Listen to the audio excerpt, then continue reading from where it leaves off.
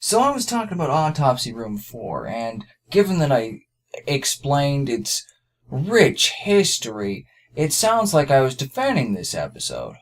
But honestly, I have pretty neutral feelings toward Autopsy Room 4. It's not great, it's not terrible. It's just kind of a mediocre episode. On the other hand, in the short story...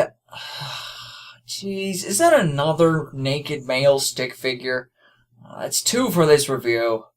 The short story is focused. It's the main character lying naked on a slab in the morgue, waiting to be cut open. Their thoughts as it gets closer and closer to the coroner picking up those big surgical scissors, the ones that will cut right through the abdomen and start chopping the ribs apart, split the whole chest open. That's really intense. There's so much tension in the story, and then it ends on this comedic note, which kind of makes it awesome. It's like the ending of The Howling. The Howling ends on a nice punchline ending too. The show teases us far too often that he's about to be cut open, and then pulls back, which I guess they were trying to do to make it more humorous, but it just means that the tension is not really there. Although they do have these scissors they keep showing. They look like the safety scissors you used to cut construction paper with when you were a little kid. The real heavy-duty ones that will cut him right open, they're sitting on the tray and they never show them, pretty much. So they keep showing these scissors and like, ooh, look, menacing-looking scissors. They aren't going to cut through ribs. The other blades, it glides right through the abdomen and you just...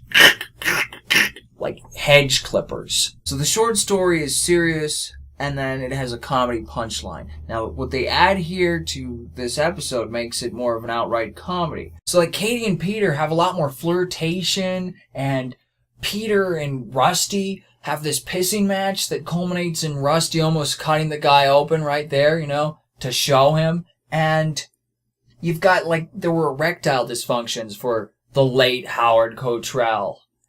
And they're fixed by the end because of this ordeal he's gone through. Richard Thomas's voiceover of the thoughts of the characters they're lying there on the table is also supposed to be a little comedic, but it fails miserably at that. It just comes off as irritating. If I'm dead, how can I feel? You're looking good, Howie. How can I hear that idiotic music? Yeah, so Richard Thomas gets to lie there most of the episode and just do voiceover. The few scenes where he is moving around, he's kind of obnoxious in those too. I really think you'll probably hate the character by the end. And maybe the actor to some degree. The voiceover is a good place to end here, because it shows the main problem with this. This episode tries to stick to the serious roots that exist in the short story and in the Alfred Hitchcock episode. But at the same time, it tries to be comedic, going in a new direction, and so it fails to do either of them very well. The fifth quarter. Jerry Tarkanian, a career criminal, encounters his dying friend Barney, who tells him about a heist he was part of, one where they stole millions of dollars, but they can't use that cash right away. The serial numbers would give them away. They need to wait a few years. So they went to a career criminal who was dying of cancer. He buried the money somewhere and made a map to the location. He cut the map into 4 pieces, and they split them among the 4 heist members. Years later, they can go and find the treasure and dig it up. But several years is a long time, so they already started to turn on each other. Keenan shot Barney, but he was kind of a lightweight, so he didn't kill Barney. Barney escaped and managed to tell Jerry, who shows up at Keenan's house seeking revenge for his dead friend. And it just turns into a cool criminal battle. It really works as a short story. A lot of it's the setup of what I just described to you, and then it's just them fighting over the money, basically. The Jerry Tarkanian of the short story is an anti-hero. He's willing to kill people, partially out of revenge and partially to get the money. I mean, as it says at the end, I pulled out carefully. I was going to be careful for a long time. The Sarge had been right about one thing. Barney had been a dope. The fact that he'd also been my friend didn't matter anymore. The debt had been paid. But in the show, they turned him into a hero. So, you can probably guess what they did to change him into a hero. In fact, you know what? Why don't you pause the video here and take a guess? Or not, I could give a shit. So here we go. 1. He's not just your ordinary criminal. He's a parolee trying to get his life back together. 2. In reality, lots of criminals don't have families. But in Hollywood, they always have a wife and son. 3. He was a killer. Now, he only kills in self-defense. Which is a huge change from, I shot him again. This time not in the arm. He went down like an empty laundry bag. And to top things off, rather than have all the criminals be kind of shades of gray, the main character included, they made Jaeger pure evil. So he's like just a talking mouth while he's got a knife to someone's throat and is groping her. And he's filmed at a distance in the shadows.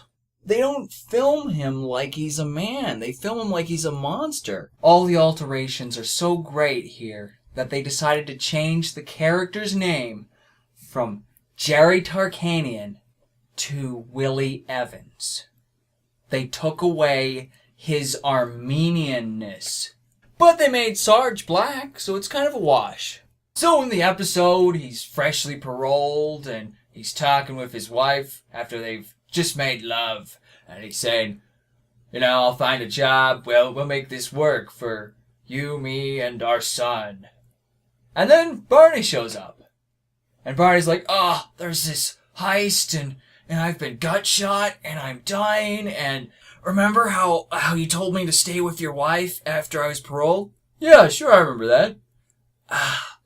I totally nailed her. Oh, man, you're really exploring this whole you're dying thing. Yeah, I know. Forgive her. Forgive her. Yeah, so that's the main side plot. The cellmate and his wife were involved. You'd think that I'm bringing it up because it bugs me, but no. It's actually that it leads to one of the most bizarre moments I've ever seen in film or television. And I love this side plot for that. It culminates in a conversation between husband and wife while she's patching him up from a bullet wound he sustained.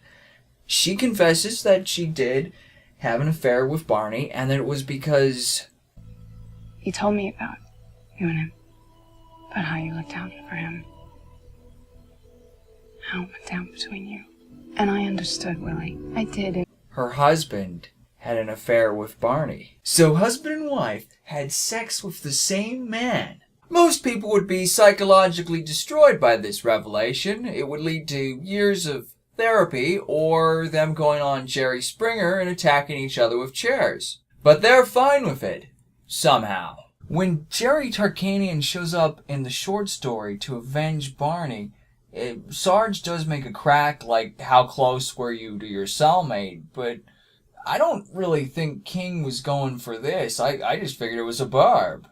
Despite all the changes in morphing him into a hero and, like, the bizarre love triangle and all this sort of stuff, I really think this is a strong story. The fifth quarter is easily one of the good episodes of Nightmares and Dreamscapes. It's well acted by the leads and the supporting cast, and enough of the darkness of the original short stories maintained that this thing still works. So I think it's worth seeing. They got a hell of a band.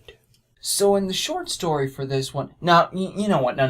I'm not going to do it for this one. Look, it's the same damn story. They ripped the pages out of the book, put a sticky note that said shooting script on it, and that's the way it is.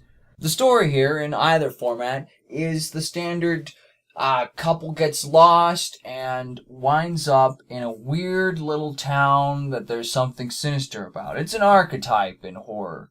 And this weird little town's secret is really kind of lame. It's that there are a bunch of dead rock and roll idols everywhere.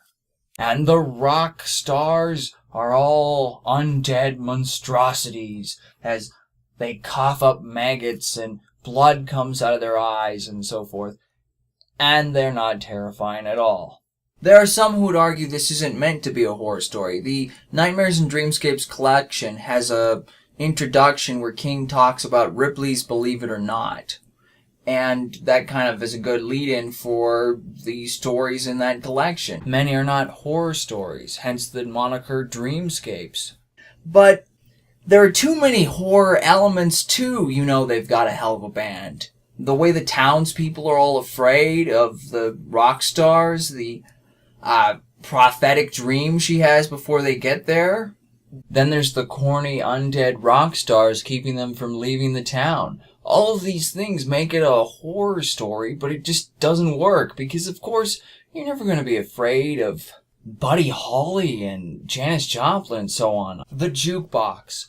The creators of the episode version clearly thought no one would remember who any of these famous musicians are, so they decided to beat you over the head with it. You had to be forced to recognize them, so they had the jukebox have pictures around it of them.